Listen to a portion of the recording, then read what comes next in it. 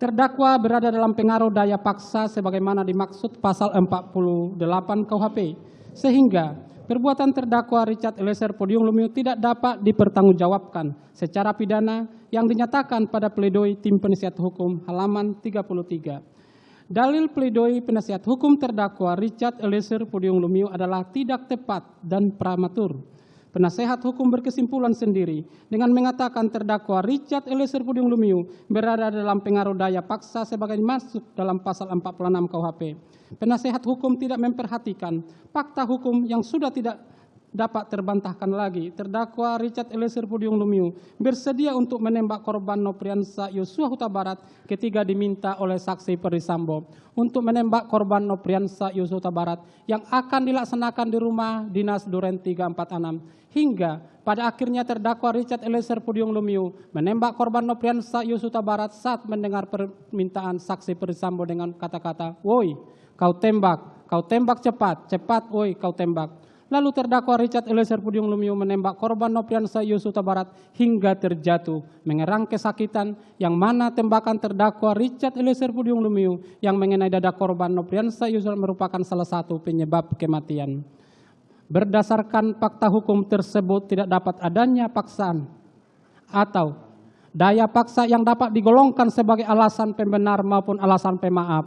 Sehingga tepatlah pendapat Simon yang mengemukakan opermah itu dapat berupa keadaan terpaksa secara fisik dan keadaan terpaksa secara psikis.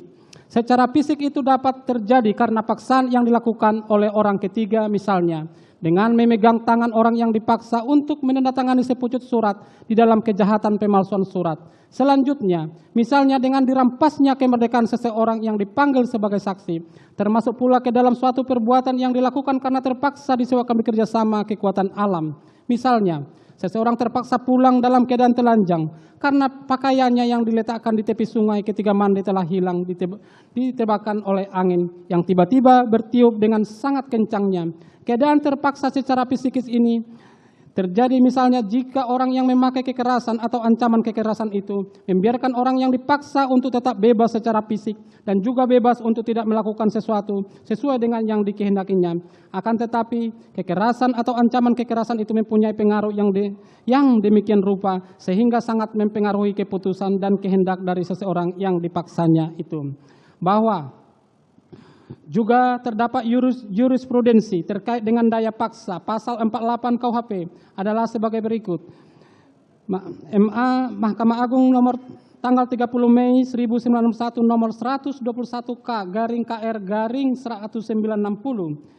Keberatan penuntut kasasi yang mengatakan bahwa pelanggaran yang telah dilakukannya itu adalah karena terpaksa, yaitu karena terdorong oleh perasaan pribadinya, yaitu setelah ia mengangkat penumpang maksimum yang terdiri dari orang-orang biasa. Ia memperbolehkan seorang anggota tentara untuk naik yang ia kenal petugas di daerah itu. Dan anggota tentara itu juga tidak dipungut bayaran. Tidaklah dapat dibenarkan karena keberatan tersebut bukanlah dorongan yang bersandar pada rasa pribadi penuntut kasasi.